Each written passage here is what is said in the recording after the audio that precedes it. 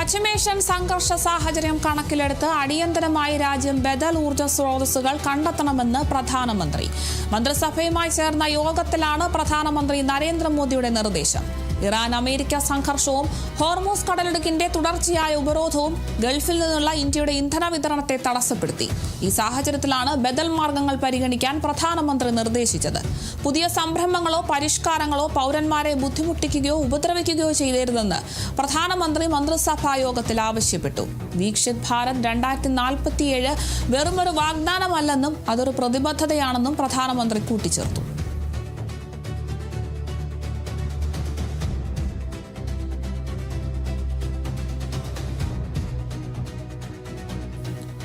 പശ്ചിമേഷ്യയിലെ സംഘർഷ സാഹചര്യം ആഗോളതലത്തിലൊക്കെ വലിയ രീതിയിലുള്ള പ്രതിസന്ധികൾ ഉണ്ടാക്കുന്നുണ്ട്. പ്രധാനമായും ഇന്ധന പ്രതിസന്ധി തന്നെയാണ്. അതുകൊണ്ട് തന്നെ അടിയന്തരമായി രാജ്യം ബദൽ ഊർജ്ജ സ്രോതസ്സുകൾ കണ്ടെത്തണമെന്നൊരു നിർദ്ദേശമാണ് പ്രധാനമന്ത്രി നരേന്ദ്രമോദി ഉന്നയിച്ചിരിക്കുന്നത്. മന്ത്രിസഭയുമായി ചേർന്നൊരു യോഗത്തിലൊക്കെയാണ് പ്രധാനമന്ത്രി ഈ ഒരു നിർദ്ദേശം നൽകിയിട്ടുള്ളത്.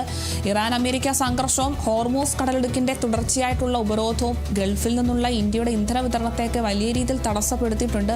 വലിയൊരു പ്രതിസന്ധിയായിരുന്നു ഇന്ധന വിഭാഗത്തുണ്ടായിട്ടുള്ളത്. ഈ ഒരു സാഹചര്യത്തിലാണ് ബദൽ മാർഗങ്ങൾ പരിഗണിക്കാനൊക്കെ പ്രധാനമന്ത്രി നിർദ്ദേശിച്ചിട്ടുള്ളത്. ഒന്നുകിൽ പുതിയ സംരംഭങ്ങളോ പരിഷ്കാരങ്ങളോ പൗരന്മാരെ ബുദ്ധിമുട്ടിക്കുകയോ ഉപദ്രവിക്കുകയോ ചെയ്യരുതെന്നും പ്രധാനമന്ത്രി മന്ത്രിസഭാ യോഗത്തിൽ ആവശ്യപ്പെട്ടിരിക്കുകയാണ്.